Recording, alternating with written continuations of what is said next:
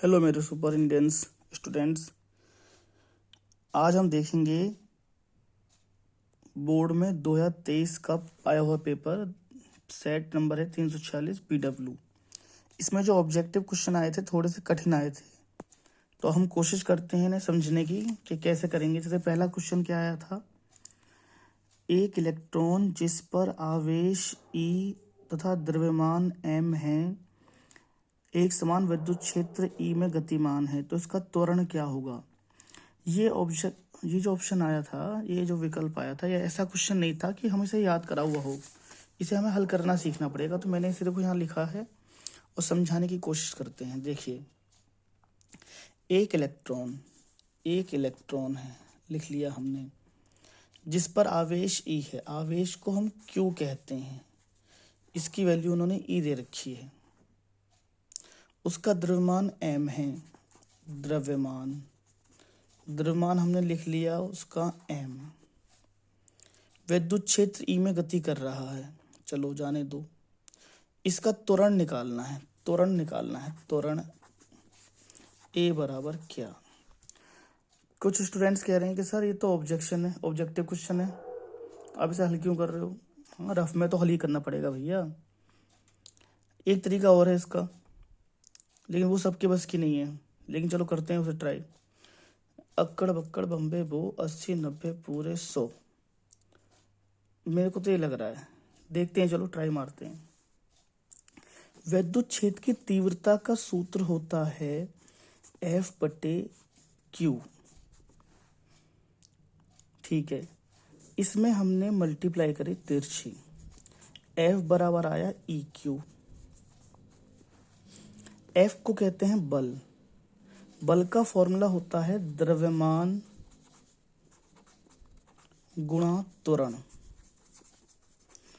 और बराबर चल रहा है E। Q के स्थान पर रख दो E। द्रव्यमान को M कहते हैं, त्वरण को A कहते हैं, E। हमें त्वरण को A निकालना है, A, तो E और ये M यहाँ पे गुणा कर रहा है, उठा के नीचे ले आओ, तो यहाँ पर क्या कर देगा, बटे हो जाएगा।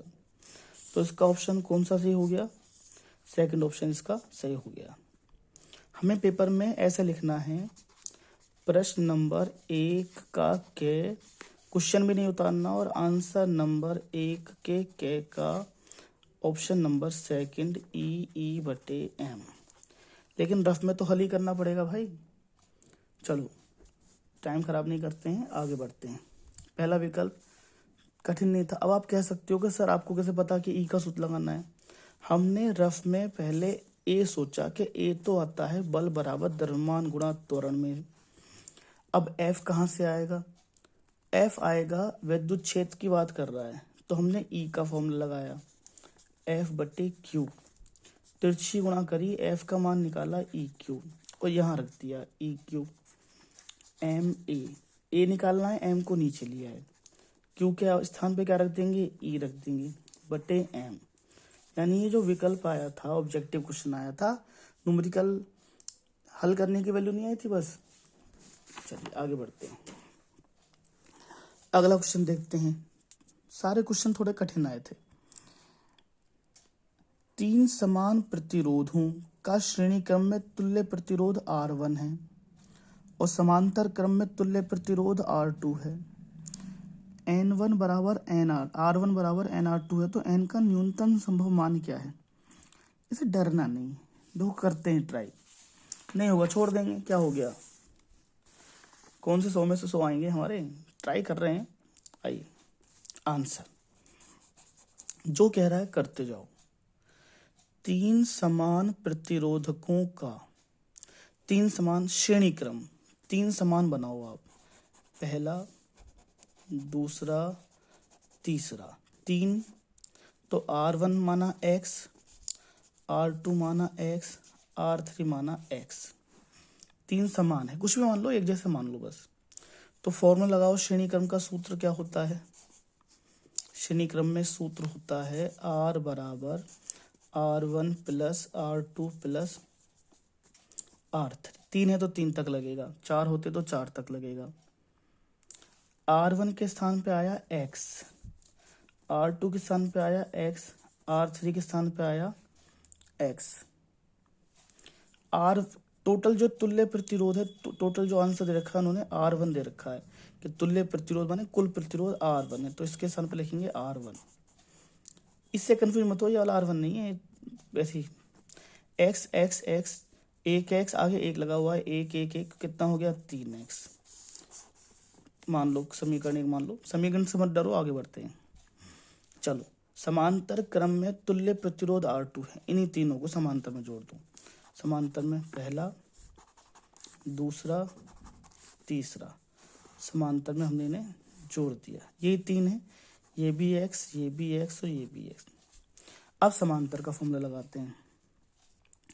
1/r = 1/r1 plus R2 plus R3। R1 के स्थान पर x, R2 के स्थान पर x, R3 के स्थान पर x। तुल्य प्रतिरोध कितना है R2। देखो समांतर में कितना दे रखा था R2 है, तो यहाँ लिख दिया R2। अब इसका एलसीएम लीजिए। जब नीचे की तीनों संख्या सेम होती हैं तो उसी को उतार लेते हैं, ऊपर वाली भी ऐसी उतरी आती हैं। 1/R2 = आया 1 और 1 2 और 1 3/x। इसे पलट लो ऐसा करके, तो कितना आएगा R2 = आया, ये ऊपर हो जाएगा, पलटो ऐसा करके, R2 ऊपर, इधर x/3, या क्रॉस मल्टीप्लाई कर लो, बात एक ही है, वो तो फिर दो लाइन खराब होंगी हमारी।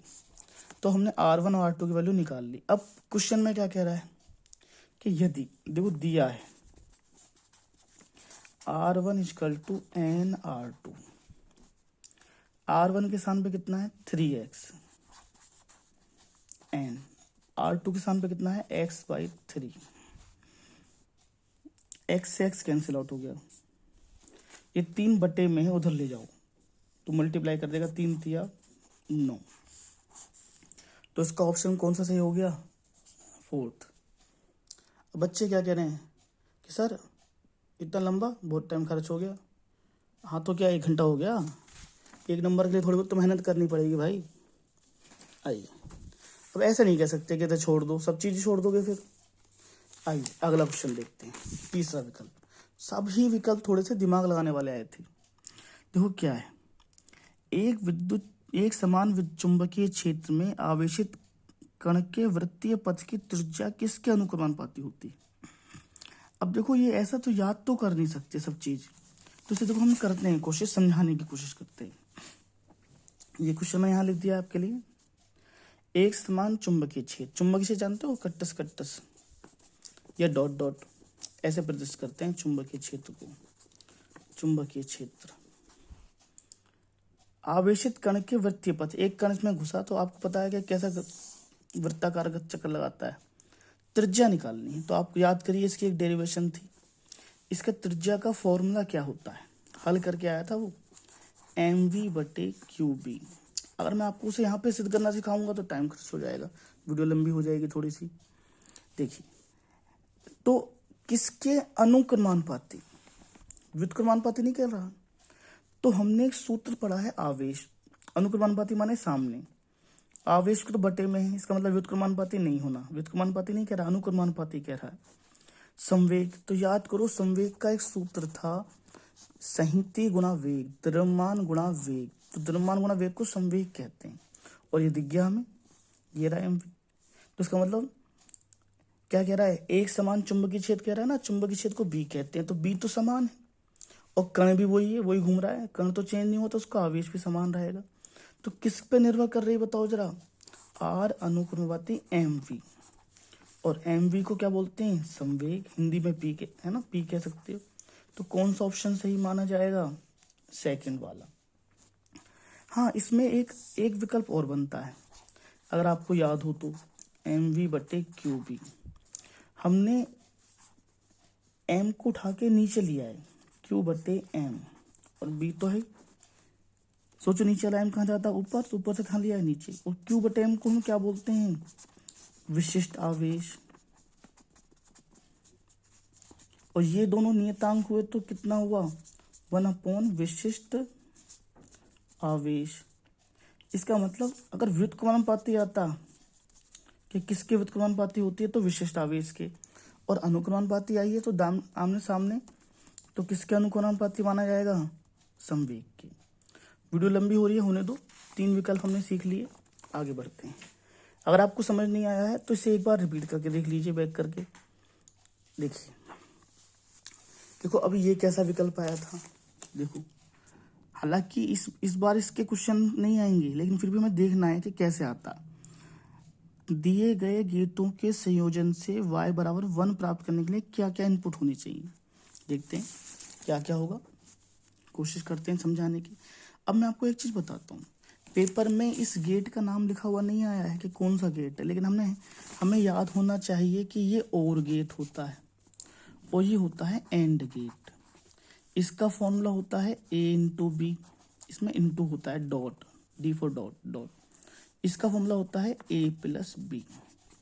अब सोचो, वैल्यू रख रख के देख लो, सिंपल सी बात है ना। वो तरीका तो है ही, अक्कड़ बक्कड़ बम्बे वो 80 90 पूरे 100, इतना दिमाग नहीं लगा पाएंगे हम। इसके बारे में लास्ट में आपको एक चीज़ बताऊंगा मैं, इस वाले मेथड के बारे में। इसके लिए बहुत मेहनत करनी पड़ती है ये मेथड सीखने के लिए। अगर हम पहला ऑप्शन रख के देखते हैं, यहाँ पर रख के देखो, a बराबर 1 रखो और b बराबर 0 रखो, तो y का मान कितना आएगा? 1 प्लस 0 यानी कि 1, यानी a प्लस बी है ना सूत्र में, a के स्थान पे 1, तो यहाँ से जो निकला वो 1 निकला, और c का मान हमने रख लिया 0। अब इसमें फॉर्मूला लगाओ इनटू, अब इसके लिए a 1 है और b 0 है, तो a के स्थान पे 1 रखा, b के स्थान पे 0 रखा, तो 1 में 0 की इंटू हुई तो कितना आया? 0। और हमसे क्या कह रहा है? y बराबर 1 लाना है, 1 लाना है हमें, ये तो आंसर दे दिया। ये क्या क्या रखना है, उल्टा है। अब तक तो एबीसी का मान देके y का मान पूछता था, इस बार y का मान पूछ रहा है, दे दिया, और एबीसी का मान पूछ रहा है। चलो थर्ड वाला ऑप्शन रख के देखते हैं। देखो y equal to a plus b, तो a के स्थान पे 1, b के स्थान पे 0, तो आंसर कितना आया? 1, तो यहाँ से 1 निकला, और c के स्थान पे 1 रखा, यहाँ पे हमने 1। अब दोनों यहाँ पे जाएंगे तो 1, a के स्थान पे 1 आएगा, इंटू b के स्थान पे 1 आएगा, तो 1 की 1 में मल्टीप्लाई की क्या हुई? 1 आया। मेरे को पता था कि इसका आंसर सी है, मैंने डायरेक्ट पहले ही हल कर लिया था। इस बार मैंने आपको बी ना रख के दिखा के, ताकि वीडियो लंबी ना हो जाए। अगर आपको यकीन नहीं हो रहा तो आप सेकंड वाला ऑप्शन रख के देखो, रखो जरा, a के स्थान पे 0, b के स्थान पे 1, 0 प्लस 1, आंसर कितना आएगा? 1 यहाँ से निकला, c के स्थान पे 0, 0 यहाँ से आया, और 1 की 0 में मल्टीप्लाई हुई तो फिर तो क्या हो जाएगा? 0 हो जाएगा। तो मैं साफ साफ दिख रहा था कि अगर y को 1 लाना है तो नीचे भी क्या होना चाहिए? 1 होना चाहिए, और ये ऑप्शन किस में आ रहा है? थर्ड वाले में। चलिए आगे बढ़ते हैं। अब देखिए ये वाला सबसे इजी विकल्प आया था, ये वाला भी इजी विकल्प आया था। कैसे? ये ना, दी गई नाभिकीय अभिक्रिया में x का मान क्या है, यानी x के स्थान पर रट नहीं सकते भाई, कुछ भी दे देगा वो, है ना। आगे बढ़ते हैं, तो कैसे करते हैं देखो आंसर। इसका तरीका ये होता है 7n14 0n1 6c14, यहाँ पर क्या होना चाहिए करते हैं ट्राई। सिंपल सा रूल है, नीचे नीचे का जोड़ बराबर होना चाहिए, नीचे को क्रमांक कहते हैं। 7 में 0, इधर कितने हुए? 0, 7 हो गए, जोड़ना है 7, इधर 6 है तो इधर क्या रखा जाए कि नीचे नीचे का बराबर हो जाए दोनों का। 6 है तो यहाँ पे 1 होना चाहिए, 1। अब यहाँ पे आई ऊपर 2, ऐसे ऊपर का बराबर होना चाहिए, 14 और 1 15, इधर 14 है तो क्या होना चाहिए? 1। 14 और 1 15 हो जाएंगे, 14 और 1 15 हो जाएंगे, तो दोनों साइड क्या हो जाएंगे? बराबर हो जाएंगे।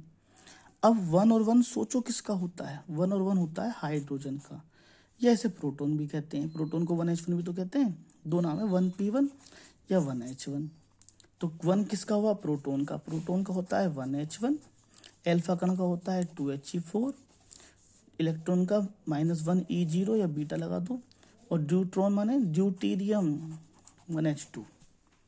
इस प्रकार से कौन सा ऑप्शन सही बैठा है इसका? पहला वाला। यही इजी लगा बच्चों को ज़्यादातर। आगे बढ़ते हैं, अगला ऑप्शन ये थोड़ा बहुत कठिन आ गया, ये तो बुक में ही नहीं दिख रहा हमें, ना NCERT वाली में ना एक्टिव वाली में जो है। E बराबर 100 cos इतना से निरूपित एक समतल विद्युत चुंबकीय तरंग के संचरण के माध्यम का अपवर्तनांक पूछ लिया। इसके लिए तो पूरा हमें मेहनत करनी पड़ेगी, देखो जाए सारी नॉलेज होनी चाहिए। इसलिए तो कहते हैं कि मेन तो पढ़ ही रहे हो, और भी पढ़ो भाई। दो सबसे पहले कैसे करते हैं, इसमें तो मैं भी घूम गया एक बार। 100 cos, देखिए पहले तो आपको इसकी इक्वेशन याद होनी चाहिए। E बराबर E0, साइन लगाओ या कोस लगाओ। पहले t है तो ओमेगा t प्लस के एक्स, ये इक्वेशन होती है। E माने विद्युत क्षेत्र की। देखिए भैया E0 के स्थान पे 100 है, रख लो E0 बराबर 100। काम तो नहीं आएगा लेकिन लिख लो, चलो। कॉस से कॉस, ये इसके बराबर रखो। ओमेगा टी बराबर 6 गुणा 10 की पावर 8 टी से टी कर गया। ओमेगा बराबर आया 6 गुणा 10 की पावर 8। ओमेगा का सूत्र होता है 2πn, या न्यू कह दो, चलो, है ना। तो 6 गुणा 10 की पावर 8, n माने आवर्ती है यहाँ पे, अपवर्तनांक नहीं है।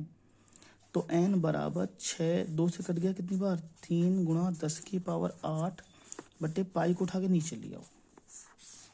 n माने आवर्ती है, ये न्यू भी कह सकते हैं। इधर देखो के एक्स बराबर 4x, x से x कट गया, k बराबर 4। k का नाम होता है संचरण नियतांक, ये 11वीं क्लास में है प्रगामी तरंग वाले पाठ में। इसका सूत्र होता है 2π बटे लैम्डा। अब आप कहोगे कहाँ से आया, रट लो, अब रट लो, किसी को क्यों बता रहे हो। 2 दूनी 4, तिरछी गुणा करो, पाई बराबर 2 लैम्डा, इसे नीचे भेजो, पाई बटे 2 लैम्डा। अभी खत्म नहीं हुआ, अब निकलेगी v बराबर n लैम्डा, सूत्र से चाल निकलेगी, चाल। n कंफ्यूज मत होना, n माने आवर्ती नहीं है, आवर्ती है, अपवर्तनांक नहीं है, ये पुराने सूत्र हैं। v बराबर n कितना है, 3 गुणा 10 की पावर 8 बटे पाई, और लैम्डा कितना आया देखो जरा, पाई बटे 2। पाई ने पाई को मार डाला, v बराबर आया 3, नीचे 2 है, 10 की पावर 8। अभी खत्म नहीं हुआ, राइटिंग को मारो बोले, रफ चल रहा है, ऑब्जेक्टिव है। अब जाके एक सूत्र लगेगा, जब प्रकाश की तरंग या किसी कोई तरंग एक माध्यम से दूसरे माध्यम में जाती है तो v बराबर c बटे n। इस वाले सूत्र में n जो है वो अपवर्तनांक है। अब आप कह रहे हो कि सर ये तो बड़ा लंबा हो गया, छोड़ देंगे। हाँ, सब छोड़ दो, पढ़ क्यों रहे हो फिर। c के स्थान पर 3 गुणा 10 की पावर 8, c माने प्रकाश की चाल, n इसने से मार डाला, तिरछी गुणा करो, n बराबर कितना आ गया, 2। भैया सब बच्चे करते हैं, ऐसा नहीं है कि आप ही कर रहे हो, आप पे टॉर्चर हो रहा है। तो इसका ऑप्शन कौन सा सही बैठा, सेकंड। हो सकता है कि कोई शॉर्ट तरीका आपके माइंड में आ रहा हो, मैं भूल गया हूँ, आप देख लीजिए। तो इस प्रकार से ये 6 विकल्प थे, थोड़े से कठिन आ गए थे। अगर आपको मेरी वीडियो अच्छी लग रही है तो इस चैनल को सब्सक्राइब कर दीजिए, लाइक कर दीजिए, ताकि मैं ऐसे ही अगले और पेपरों को आपके विकल्प वगैरह जो क्वेश्चन नए हैं उन्हें आपको समझा सकूँ। Take care, bye bye.